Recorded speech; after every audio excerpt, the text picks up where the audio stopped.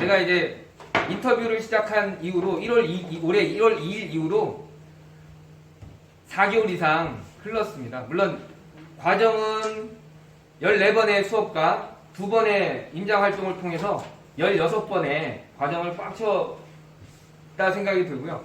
처음에 참여하셨다가 좀 어려워서 중도에 그만두신 분도 있지만 제가 수업한 이래로 이렇게 많은 분들이 남아서 8분 이상 졸업을 하신 것도 제가 처음 같습니다.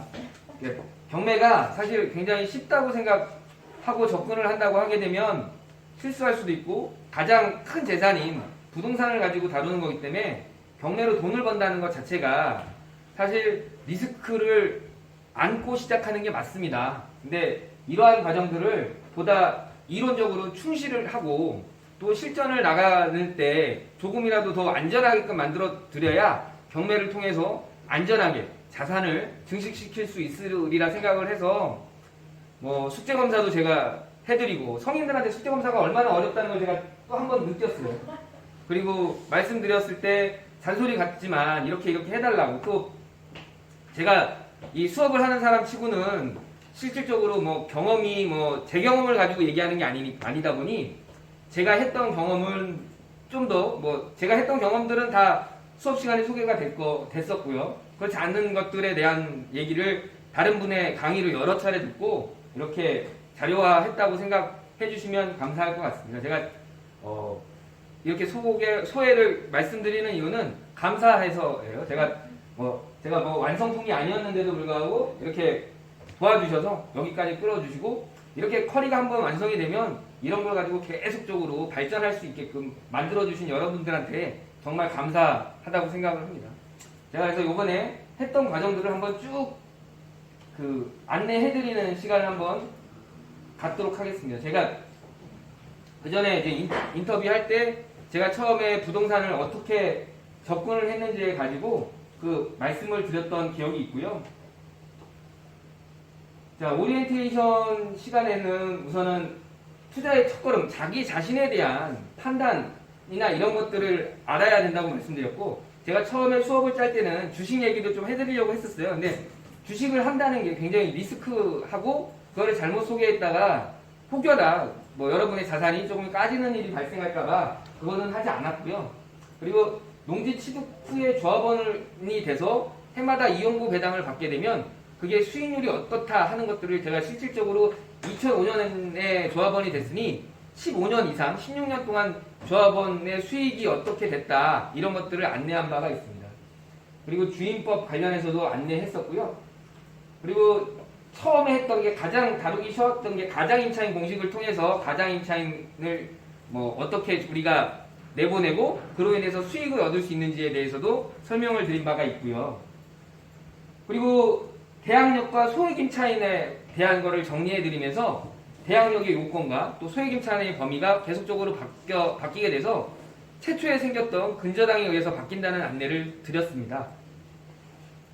그리고 4주차에는 뭐 세대학가나 대의변제를 통해서 또는 우리가 가처분이나 이런 거로 인해서 경매에서 어려움이 있었을 때 그러한 위험을 피하고 실질적으로 우리의 자산이 우리가 잘못 들어갔다 해도 우리의 자산을 안전하게 지킬 수 있는 방법에 대해서 안내해 드렸었고요. 5주차에는 이제 우리가 좀 어렵지만 종전경매사건 우리가 이런 것들을 종전경매사건에서 대항력이 발생했는데 우선 변제권은 딱 한 번밖에 안 써진다는 얘기를 드리면서 이런 것들의 사례를 보기 위해서 만약에 경매가 계속 이루어졌던 거면 지난 경매를 보라고 말씀드린 바가 있습니다. 그리고 여성분들이 좀 꾸준하게 클릭을 잘 해서 앞으로 수용이 결정이 되면 3년 이내에 수용보상금이 나오기 때문에 실현 수익하기가 빠르다. 어떤 거는 내가 들어갔을 때 1년 안에 보상받을 수도 있고 길어야 3년이니까 이런 물건도 한번 노려보라고 안내해드렸는데 수용 물건을 찾기가 사실 쉽지만은 않다는 얘기를 드리면서 이게 어떻게 수용 물건을 찾는지에 대해서 설명해 드린 바가 있고요. 7주차에는 공유자 매수 신고가 이루어지는 거와 또 무익료로 인해서 어떻게 되는 거, 또 제가 지금 현재 맹지를 탈출했던 그런 것들을 가지고 안내해 드린 적이 있습니다.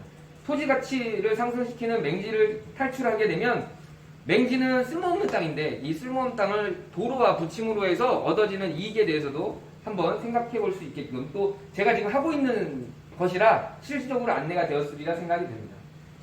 8주차에는 뭐 가등기나 이런 것들로 어떻게 하는지 또 판례 검색 및 공법 투자 방법 또 권리 분석에 대한 배당 사실 배당이 우리가 입찰하는 사람이라 덜 중요하다고는 하지만 배당을 알아야만 우리가 수익률이 굉장히 좋은 다가구나 이렇게 여러 가지 권리관계가 복잡한 거를 들어갈 수 있다는 안내를 해드렸던 것 같고요.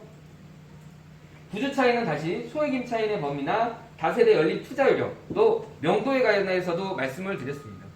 명도가 사람들이 경매에 있어서 명도가 굉장히 어렵고 두려운 사건이라고 생각하는 이유는 우리가 명도라는 다른 상대방이 있기 때문인데 그 상대방은 괴물이 아닙니다.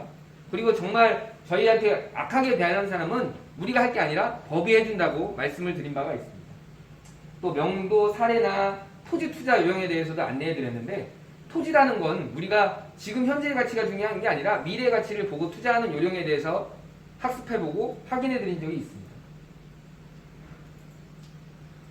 우리가 어렵지만 실질적으로 수익률이 높은 법정지상권은 우리가 알 수가 없다. 그거는 답을 보고 판사가 결정을 내리는 거기 때문에 우리가 알 수 없기 때문에 법정지상권 투자 요령에 대해서도 확인해 드린 적이 있고요. 그리고 공동투자 약정서나 이런 것들을 작성함으로 해서 우리가 어떤 투자를 할 때 서로 간에 안전장치를 해야 된다는 필요성에 대해서도 말씀드린 바가 있습니다.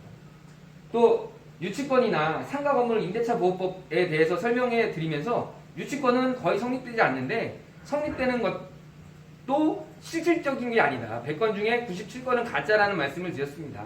그렇지만 유치권에 대한 물건을 들어갈 때는 소송이나 이런 것들 대비하셔서 기간이 좀 길어진답니다. 법정지상권도 기간이 좀 길어진다는 안내를 드렸습니다. 그리고 지난 시간에는 상가건물 임대차 보호법 및 전세권에 대해서 설명을 드렸고요. 상가가 앞으로 9월 이후에 좋아진다고는 하지만 실질적으로 상가 투자가 어려운 가장 큰 이유는요. 지금 워낙 어렵고 코로나 이후에도 어떻게 될지 너무나 불확실하기 때문에 정말 역세권 상가가 아니면 다루지 마라. 그리고 지하는 들어가지 말라는 말씀을 드린 바가 있고요. 임대차 보호법이 전세권도 전세권 자체에 대한 경매인지 아니면 뭐 전세권에 의한 경매인지에 대한 설명을 이번 주까지 연결해서 해드리려고 하고요. 오늘 할 거는 전세권 나머지 부분과 가처분, 그 다음에 각 세대별 가처분에 대한 입찰 방법, 그 다음에 토지 별도 등기, 대지권 미등기, 대지권 없음에 대한 설명을 하려고 합니다. 이것을 끝으로 안전한 부자되는 과정은 끝이 나지만 실질적으로 경매랑 저랑 입찰에 들어갔던 분은 임장활동은 동시경주까지 4분이 갔었고요. 그 다음에 입찰은 3명이서 공동 입찰을 한 바가 있지만 그때 2,600만원 차이로 아깝게 폐찰했는데 이제 실전 경매 같은 경우는 실질적으로 수익률을 정해놓고 우리가 공동 투자를 할 수도 있고 단독 투자를 할 수 있게끔 그렇게 안내하도록 하겠습니다. 네, 이상으로 제가 여기서 감사하다는 말씀 드리면서 마치도록 하겠습니다. 네, 감사합니다.